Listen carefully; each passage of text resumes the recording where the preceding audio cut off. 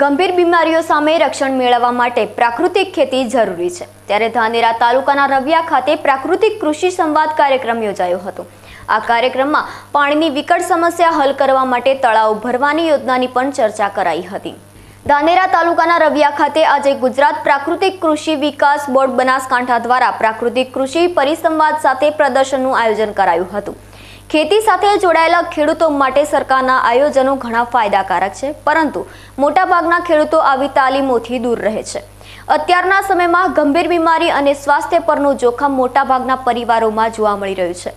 ગ્રામીણ વિસ્તારોમાં રહેતા લોકો લાંબા આયુષ્ય સાથે નિરોગી જીવન જીવતા હોય છે, જોકે હવેની બીમારીઓ ગામડાના લોકો સુધી પહોંચી ગઈ છે। ત્યારે ખેતી આધારિત વૈજ્ઞાનિકો અને નિષ્ણાંતો અનાજ અને શાકભાજીમાં દવાઓનો વધારે પડતા ઉપયોગની લોકોના આરોગ્ય પર સીધી અસર થતી હોવાની સ્પષ્ટ ચેતવણી આપી ખેતરમાં ખાતર અને દવાઓનો ઉપયોગ બીમારીઓ નોતરી રહ્યો હોવાનું જણાવી રહ્યા છે। જન આરોગ્યની જાળવણી માટે ગુજરાત સરકાર પણ ગામે ગામ ખેડૂતોને પ્રાકૃતિક ખેતી બાબતે જાગૃત કરવા પ્રયાસરત છે। ત્યારે આજે રવિયા ખાતે યોજાયેલ કાર્યક્રમમાં પ્રાકૃતિક ખેતીને લઈને ખેડૂતોને મહત્વની માહિતી અપાઈ હતી। ખેડૂતો પોતાના ખેતરમાં દવા અને ખાતરનો ઉપયોગ દેશી પદ્ધતિથી કરતા થાય અને ગાયના છાણ અને મૂત્રનો ઉપયોગ કરાય તો અનાજ સહિતની શાકભાજી આરોગ્યવર્ધક બની રહે અને જન આરોગ્યની જાળવણી પણ થાય તેમ છે। ત્યારે ધાનેરાના ધારાસભ્ય માવજીભાઈ દેસાઈ સાથે અન્ય આગેવાનોની હાજરીમાં પ્રગતિશીલ ખેડૂતોએ ખેતી બાબતે સંવાદ કર્યો હતો, જેમાં ઓર્ગેનિક જામફળની ખેતી કરતા મફીબેને આ કાર્યક્રમમાં બહેનોની ઓછી હાજરી બાબતે નારાજગી વ્યક્ત કરતા જણાવ્યું હતું કે ખેતરમાં મહિલાઓ પોતાના પરિવાર માટે ઓર્ગેનિક ખેતી કરી શકે છે, તે માટે ઓર્ગેનિક ખેતીનું જ્ઞાન તેમને હોવું જોઈએ। ત્યારે આવા કાર્યક્રમોના આયોજનમાં મહિલાઓને દૂર રખાય તે યોગ્ય નથી। કે ભાઈઓ તો થાકી જાય તો હથિયાર હેઠળ મેં લીધી, પણ બહેનો તો જરૂર પૂરું જ કર્યું। જે બહેનો છે એ તો જગતનો તાર છે, પણ તમે બેન કેમ લાવી નથી? કે બેન તો મને દેખાતી જ નથી। બધા તમે ભાઈઓ જ આવો છો, એટલે બહેનોને કોઈક દિવસ તો મોકો આપો। જે બેન છે નારી છે એ તો નારાયણી છે, બેન તો ધારે કરી નાખશે, પણ ભાઈ તમાથી બનશે નહીં। એટલે તમે બહેનો લાવો તો બહેનોને ખબર પડે કે ઓર્ગેનિક ખેતી શું છે, સાદી ખેતી શું છે, શું કરવાનું છે। બેનો ધારશે તો 2-3 ગુણ તોતા વાલોળ વાવશે, તુરિયું વાવશે, દૂધી વાવશે, તો એમનું ઘર પૂરતું ઓર્ગેનિક શાક હેડ્યું જશે।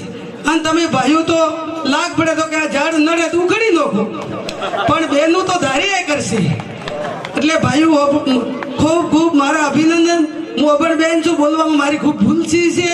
ભાઈઓ બહેનો વડીલો માતાઓ મને માફ કરી દીધું। ધાનેરા તાલુકાના કોઈ પણ સરકારી અથવા રાજકીય આયોજનમાં પાણીની સમસ્યા બાબતે રજૂઆત થાય છે। ખેડૂતો ખેતી માટે તૈયાર છે, પણ પાણીની વ્યવસ્થાનો અભાવ છે। ત્યારે ખેડૂતો જળ સંચય કરી પ્રાકૃતિક ખેતી કરી શકે છે। પ્રગતિશીલ ખેડૂતોએ પણ આ સંવાદમાં તેમના વિચારો રજૂ કર્યા હતા। ખેડૂતોને વહેલી તકે પ્લાસ્ટિક મળી જાય તેની વ્યવસ્થા કરાવજો, અને સાહેબ આપ સક્રિય છો, આપતી થશે, અમને પૂરો વિશ્વાસ છે। કારણ કે પાણી વગર આજે મોટા ભાગના ખેતરો માત્ર ચોમાસા સિવાય નવરા પડ્યા છે। હાલ શિયાળામાં પણ 50% ખેતરોમાં વાવેતર થયું છે અને 50% ખેતર એમના એમ પડ્યા છે। ઉનાળે તો કદાચ 90% ખેતર પડ્યા છે સાહેબ એમના એમ। હાલ આપણે જળ સંચય માટે આપણે જાણીએ છીએ કે સાહેબ મહેનત કરશે, નહેર લાવવાની આપણી બધાની મહેનત હોવી જોઈએ। પાણી આપણો હક છે દરેક ખેડૂતનો, પાણી સિવાય કશું જ નથી। એના માટે દરેક સાહેબ એકલાથી કંઈ નહીં થાય, પ્રજા સાથે હશે તો જ તમને ન્યાય મળશે। સાહેબનો દોરી સંચાર હશે ને તમારે બધાએ મહેનત કરવાની છે, તો આપણને પાણી મળશે અને સાહેબનો પૂરો સપોર્ટ હશે। ધાનેરા તાલુકાના અનાપુર છોટા, થાવર, અનાપુર ગઢ અને દેઢા સહિતના ગામોના પ્રગતિશીલ ખેડૂતોએ તેમના ખેતરમાં તૈયાર કરેલા જામફળ, મૂળા, ટામેટા, સરગવો અને મરચા સહિતના ઓર્ગેનિક પાકો પ્રદર્શનમાં મૂકી ખેડૂતોને પ્રાકૃતિક ખેતીની પ્રત્યક્ષ સમજણ આપી હતી। ધાનેરાના ધારાસભ્ય માવજીભાઈ દેસાઈએ પણ ધાનેરા તાલુકાના ગામડાઓમાં નીમ કરેલા તળાવો ભરવાની યોજના ઝડપી ગતિએ શરૂ થશે તેવી જાહેરાત કરી હતી। તળાવો ભરાયા બાદ પાણીની સમસ્યા મહદ અંશે હલ થઈ શકે તેવો આશાવાદ પણ વ્યક્ત કર્યો હતો।